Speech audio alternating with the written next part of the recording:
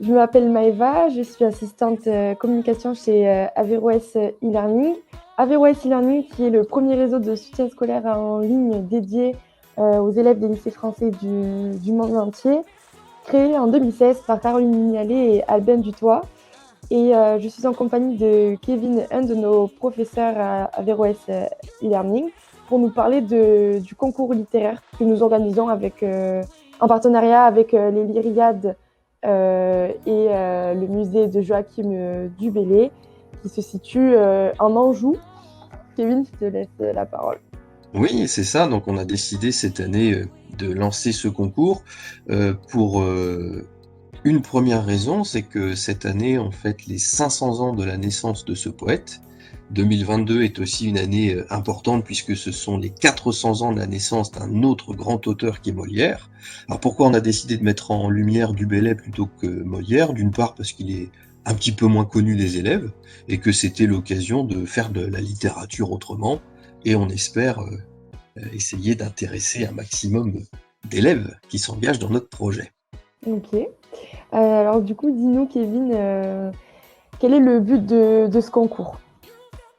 Alors l'objectif de ce concours, c'est que les élèves partent d'un texte de Du Bellay qui est un sonnet, c'est le sonnet 27, et à partir de ce sonnet qui parle de la ville, on a choisi ce thème, les élèves doivent créer un texte qui, à son tour, parlera de la ville.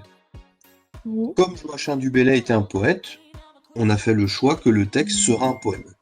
Après, la forme est libre, c'est-à-dire des vers réguliers, des vers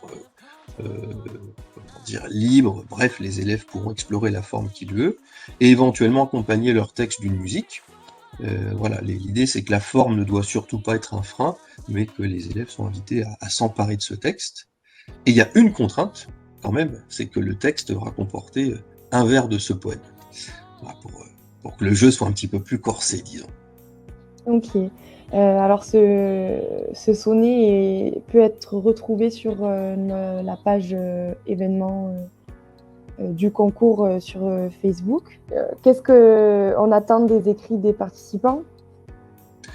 Alors, ce qu'on attend d'eux, ce sont des écrits quand même qui soient travaillés.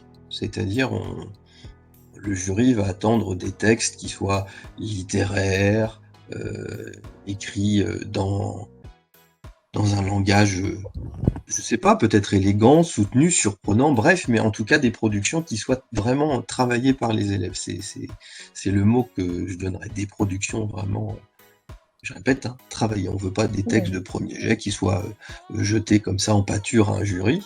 Et on le dit, hein, on va en parler après, il y a quand même 3 beaux prix qui sont à la clé, Oui. mais on se réserve toujours le droit de ne pas distribuer ces 3 prix si on estime que les textes ne sont pas à la hauteur.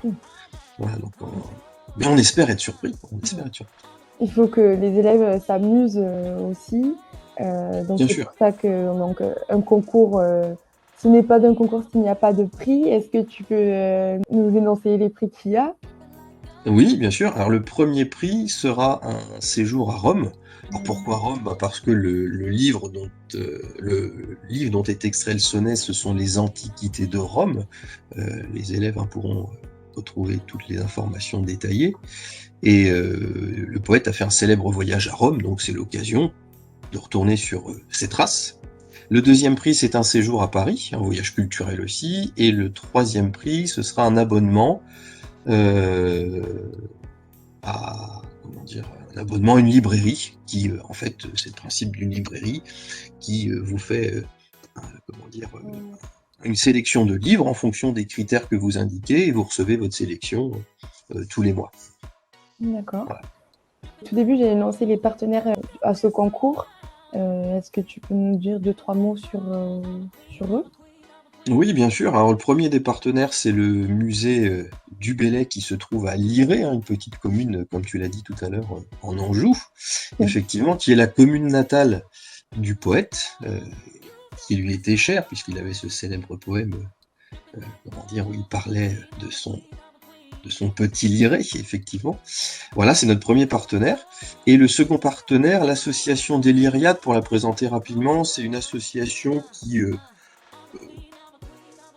cherche à promouvoir la littérature et la langue française et qui s'inscrit pleinement dans le projet du Bellay, plus particulièrement à l'échelle de l'ouest de la France, mais voilà, Madame Six, qui est responsable des Lyriades, a tout de suite accroché au projet et il nous suit avec plaisir. Très Voilà, bien. pour nos deux principaux partenaires. Pour finir, à ce jour, combien avons-nous de participants? Pour l'instant, on a 8 participants inscrits, en sachant qu'il reste à peu près, je n'ai pas compté les jours un par un, mais il reste à peu près 2 mois Oui, c'est pour ça. pouvoir encore participer. Voilà, et l'idée, c'est plus il y aura de participants, plus le concours sera intéressant, même pour nous, jurés. Voilà, qu'on ait à lire des textes qui soient intéressants, et qu'on soit surpris, ému, bref, mais que les élèves s'emparent de ce sujet de concours. On espère recevoir des productions qui nous surprennent. Et puis, on n'en est pas là, mais on pourra très bien imaginer que tous les textes, même ceux qui ne sont pas primés, puissent, si les élèves le souhaitent, paraître sous un format numérique ou quelque chose. Voilà, c'est...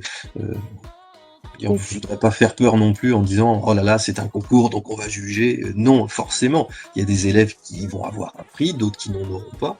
Mais peu importe, il faut pas avoir peur d'être jugé ou pas avoir peur de perdre. Tout le monde est gagnant en participant. Voilà, c'est vraiment cette idée-là qu'on veut transmettre. Et l'idée, c'est que les élèves le prennent comme un challenge. Il faut qu'ils s'amusent et qu'ils fassent quelque chose qui leur ressemble. Exactement, c'est ça. Donc je rappelle juste les dates de la fin du concours. La date est le 31 mars 2022. C'est ça. Et après, il y a un délai de réponse, on va dire, au résultat du concours. Vous donnez combien de temps après la fin?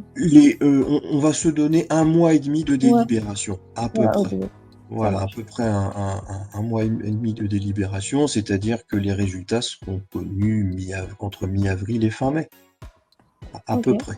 Voilà. Donc, et bien sûr, tous ceux qui ont participé seront tenus au courant des résultats, bien entendu. Voilà, donc, et 1 mois et demi, c'est un délai qui nous paraît satisfaisant pour pouvoir aussi déjà partager les textes au membres du jury, qu'ils puissent les lire et qu'on puisse vraiment s'imprégner des productions. C'est ça. Je n'ai plus de questions.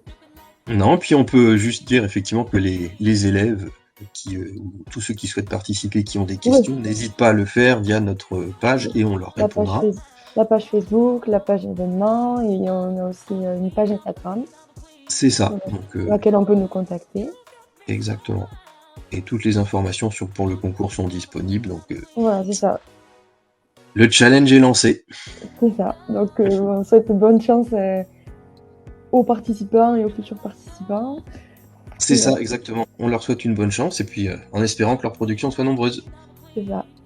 Merci beaucoup, Kevin. Je t'en prie. Merci, Maëva.